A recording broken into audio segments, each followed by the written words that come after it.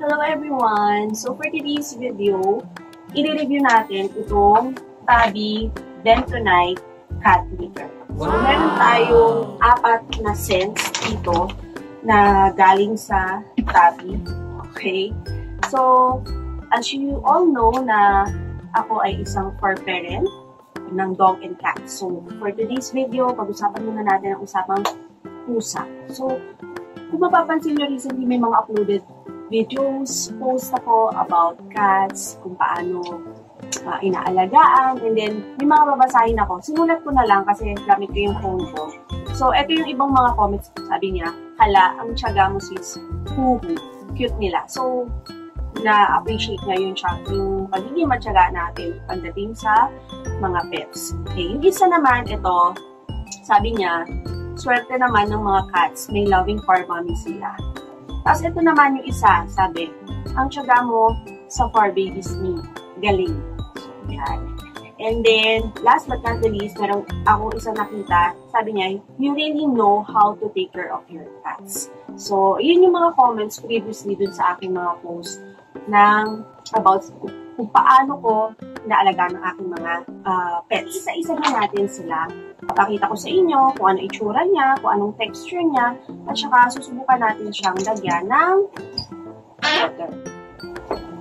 So, bago ang lahat, basahin muna natin para mas magawa natin ng mas maayos yung pagde-demo natin dito. Kasi actually, maganda tong ginagawa natin ngayon kasi mas para doon sa mga bagong farm moms. Kasi yung iba, may kakilala ko na parang minsan may nagtanong siya sa akin kasi nakikita niya nagpo-post na ako about sa cats. So, nagtatanong, humingi ng idea. So, it's a great way to show them, lalo na sa mga bagong farm moms, na kung paano yung tamang gawin. Kapag kakatulad ito sa carpenter, paano ba talaga siya ginagawa? Gano'ng kadami? So, mga ganyan. So, sabi dito, meron siyang steps. Ano nakalagay dito?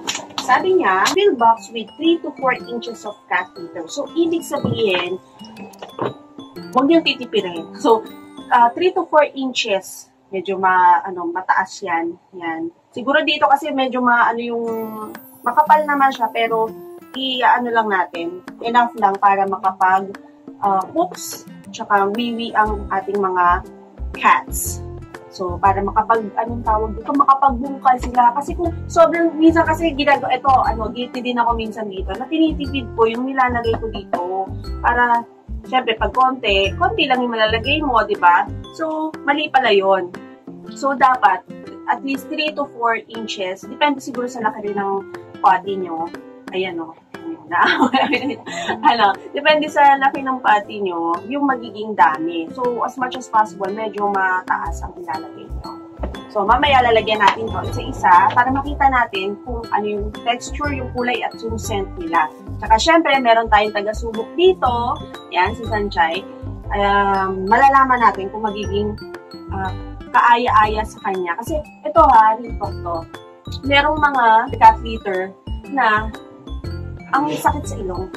Sa totoo lang, mabaho siya, masakit sa ilong. Lalo na kapag nabasa ng bibi, nalagyan ng poop sa mga ating mga fur babies. Merong mga ganun. Meron ako na-encounter na ganun. Mura nga siya, pero sobrang talaga. Remove the clumps and solid waste daily.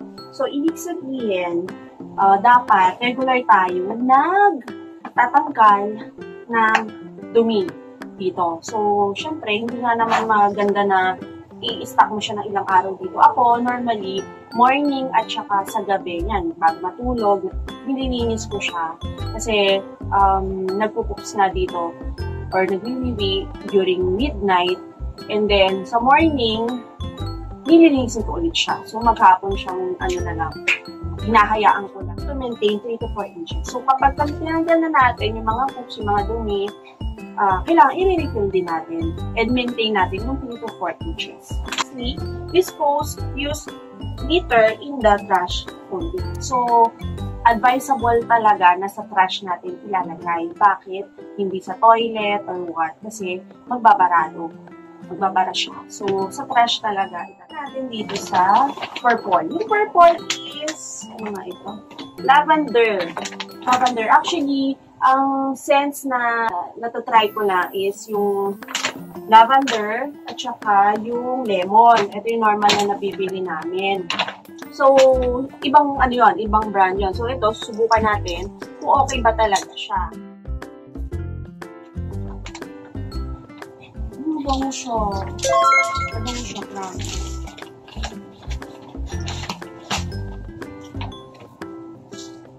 Ang bango niya. Actually, yung nga sabi ko sa inyo, nakatry na ako ng ibang ganito. Ayan o, naamoy na yan. Teka lang, anak. Ay, inaamoy niya o. Gusto niya o. Gusto niya o, inaamoy niya. Lavender pa lang tayo, ha. Ayan. So, ngayon, hindi ko muna ilalagay ang 3 to 4 inches. Naglagay lang ako just enough para for our trial. Pero ayan, mukhang meron ng gustong sumubok. Siya na daw ang susukan. Ayan, guys. Ito ang itsura niya. Yung smell niya, actually dito pa lang, yung pagbukas ko pa lang dito, mabango talaga siya. Compared dun sa ibang lavender na nabili ko, yung recently na binibili namin, na hindi siya tabi. Hindi siya ganito kabango. Ito, amoy agad yung bango. So, ngayon, test natin, babasain natin. Kunyari, wiwi siya. Basain natin.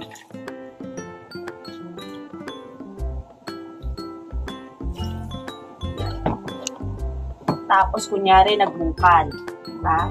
Ayan na siya. Nabasa. Siyempre, hindi siya wiwi. So, technically, yung amoy ng wiwi, hindi natin maamoy. Pero, nung binasa siya, mas bumango siya. So, ngayon, kunyari, nagbungkal. Diba? Nagbubungkal ang mga cats.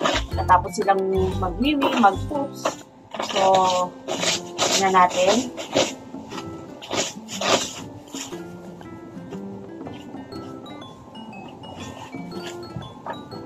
Ito na siya. Ito na siya. Namumuko siya. So, effective naman siya in a way kasi merong mga na hindi siya sumasama, merong mga grains na hindi sumasama, may mga cat litter na hindi talaga okay sandukin. So, this one is good. I think it's good. Ayan, clear siya, oh. Ayan. And then, ang sabi nga dito, sabi sa instruction, lagay natin sa brush. Okay, ang next scent natin is lemon. So, isa rin to sa mga na-try ko na sa other brands. So, this one, try din natin. Suggestion ko lang, kung bibili kayo ng ganito, better magkaroon kayo ng container. Kung hindi nyo kayang i-maintain, kailangan kasi i-secure nyo na hindi matatapon para safe at hindi masayang. Kasi hindi siya refillable.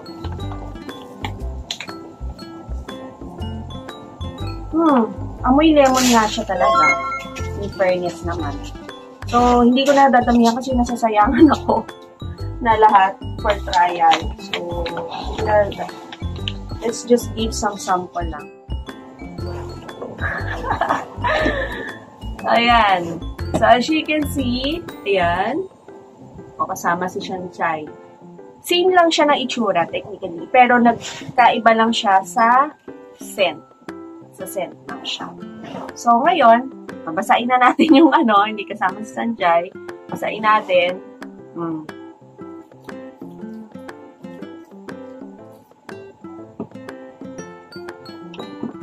Yan siya. Ayun. Amoy lemon. Amoy lemon. Mabango siya. Ito. Ayan na. Hindi siya kadiri kasi alam naman natin water to. Water yung ginamit natin. So, actually, I find it, using cat litters, parang medyo hygienic, mas malinis siya, mas madali, kesa doon sa ibang ways of pati ng mga cats. Bakit? Kasi, katulad niyan, i-scoop mo lang tapos diretso ka sa trash, diba? So, I have this, here. Ko lang siya. Hindi naman siya actual poos or actual wiwi. So, definitely, hindi siya kadiri. Okay? Pero, yun nga, parang mas okay siyang linisin na nagbubuo-buo lang siya, tapos, iscoop mo lang, tatapon mo lang siya sa trash can. So, for me, between lemon and lavender, actually parehas lang silang mabango. Pero kung sa mas mabango, mas feel ko, dito muna ako. Hindi ko pa natutry itong dalawa, pero dito muna ako kay lemon. So, tignan natin yung dalawa. Tayo kay apple. Okay. Kay apple. So, try natin si apple.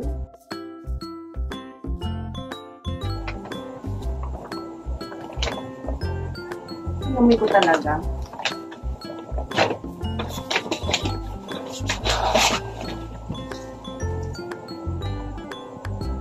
Medyo light lang yung scent. Compare dito, kung yung may pinaka-light ang scent, mas light ang scent nito compare dito sa dalawa. Amoy apple. Medyo light apple siya. Light. Ang green, since green siya, so I think it's green apple scent. Medyo light lang kasi ang amoy ng green apple, diba? So, kumbaga, sa scent, ito yung pinaka-least na amoy compare dito sa dalawa. Pero, sa, kumbaga, may scent pa rin naman siya. So, try natin.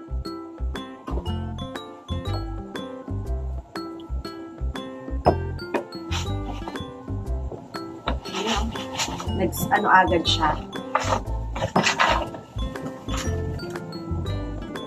Namoy ko talaga, no? Uy, baka yung iba, make sure na napanood niyo yung buo, baka akala nyo talaga is baby siya. So, ayan.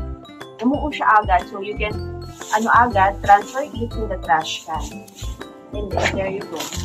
Inaulit siya. You want to smell? Naamoy-amoy nga, chine-check niya, kung okay ba siya. Okay ba? Okay. Sunshine? Okay. So, ayan. So, for me, on top of the three, ito pa rin ako kay lemon. Okay, last but not the least, itong coffee. Coffee nga ba? Ayan, coffee. Diba? This is nga pala ha, 10 liters. Ayan, yung ganitong kalaki, 10 liters siya. So, open na natin.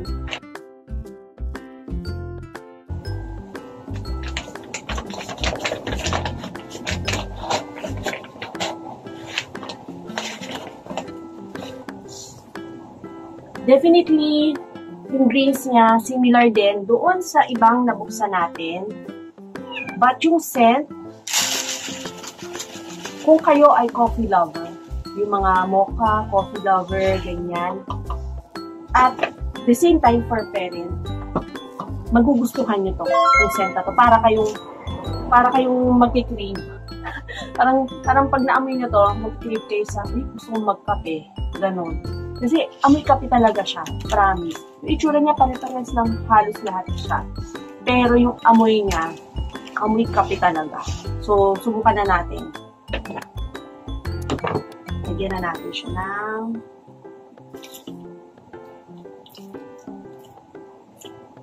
okay.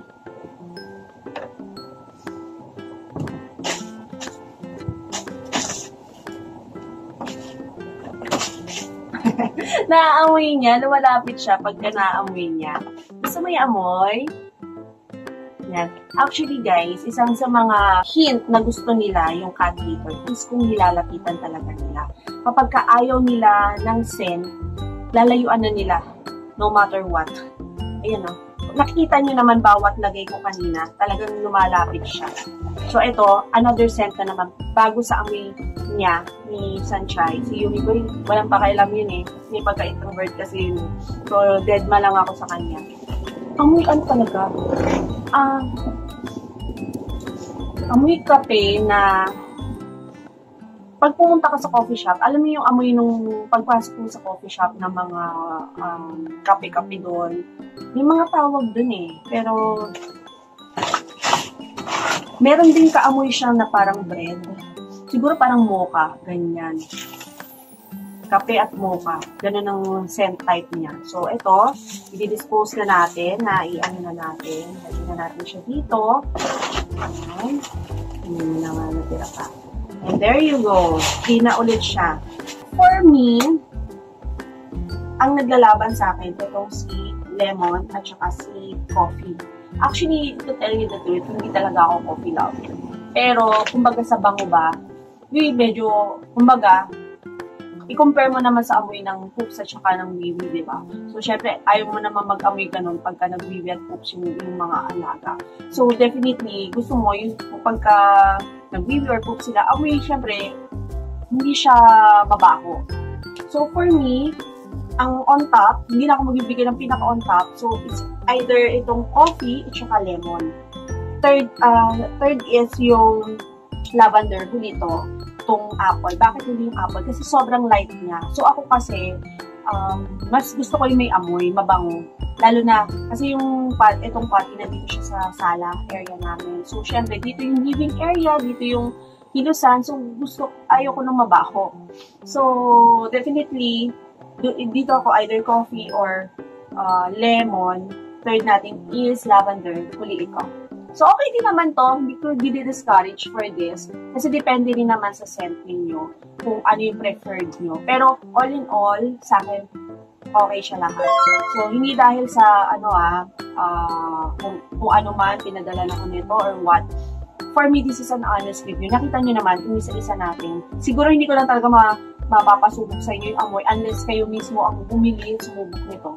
So, walang masama kung susubukan. So, yun lang for today's video. Sana nakatulong ako dun sa mga for parents or mga old man yan or bagong for parents ng mga cats.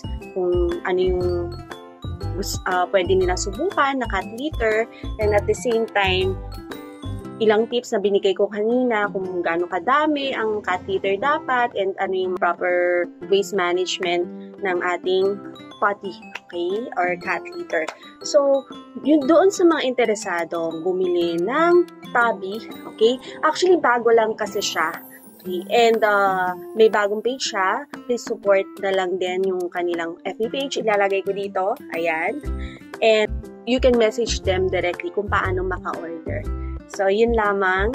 If you like this video, kindly click the like button lang, share nyo na rin, and then, thank you for watching.